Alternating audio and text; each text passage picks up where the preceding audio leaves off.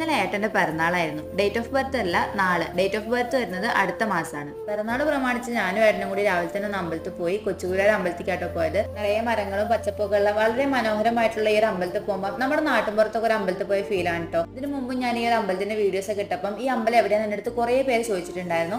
ഇത് ബഹ്റിലുള്ള സഹല എന്ന് പറഞ്ഞ സ്ഥലത്താണ് കേട്ടോ. അങ്ങനെ അമ്പലത്തിൽ നിൽക്കുമ്പോഴാണ് ഏട്ടന്റെ ഓഫീസിൽ നിന്ന് വിളിച്ചിട്ട് അർജന്റ് ഒരു വർക്ക് എന്റെ പെട്ടെന്ന് ഓഫീസിൽ വരണമെന്ന് പറഞ്ഞത്. ഏട്ടന് ശരിക്കും ഓഫ് ഡേ ആണ്, പക്ഷെ അർജന്റ് വർക്ക് ആയതുകൊണ്ട് പോയേ പറ്റുണ്ടായിരുന്നുള്ളൂ. അങ്ങനെ പെട്ടെന്ന് റൂമിലേക്ക് വന്ന് തട്ടിക്കൂടി ഒരു ബ്രേക്ക്ഫാസ്റ്റ് ഒക്കെ ഉണ്ടാക്കി കഴിച്ചിട്ട് ഏട്ടൻ ഓഫീസിലേക്ക് പോയി. പിറന്നാളായതുകൊണ്ട് ഇന്ന് നല്ല അടിപൊളി ഒരു സദ്യ ഒക്കെ ഉണ്ടാക്കണം എന്നാണ് ഞാൻ വിചാരിച്ചത്. പക്ഷേ ഏട്ടൻ ഇങ്ങനെ പെട്ടെന്ന് ഓഫീസിലേക്ക് പോയതുകൊണ്ട് ഇനി വർക്ക് കഴിഞ്ഞ് എപ്പോഴാണ് വരിക എന്ന് പറയാൻ പറ്റില്ല. ചിലപ്പോൾ രാത്രിയൊക്കെ ആവും. അപ്പോൾ വെറുതെ എല്ലാം കൂടി വെച്ചുണ്ടാക്കിയിട്ടുണ്ടെങ്കിൽ വേസ്റ്റ് ആയി പോകും. നൈറ്റ് പിന്നെ ഏട്ടൻ അങ്ങനെ അധികം ചോറും കറികളൊന്നും കഴിക്കില്ല. അതുകൊണ്ട് ഞാനൊരു സാമ്പാറും അവിയലും പപ്പടം ഉണ്ടാക്കിയിട്ട് സദ്യ അങ്ങ് ചുരുക്കി. എന്തായാലും ഒരു 3 മണിയൊക്കെ കഴിഞ്ഞപ്പോഴത്തേനും ഏട്ടൻ ഓഫീസിൽ നിന്ന് വന്നു. എന്നിട്ട് ഞങ്ങൾ രണ്ടാളും കൂടി ഒരുമിച്ചിരുന്ന് ഫുഡ് കഴിച്ചു.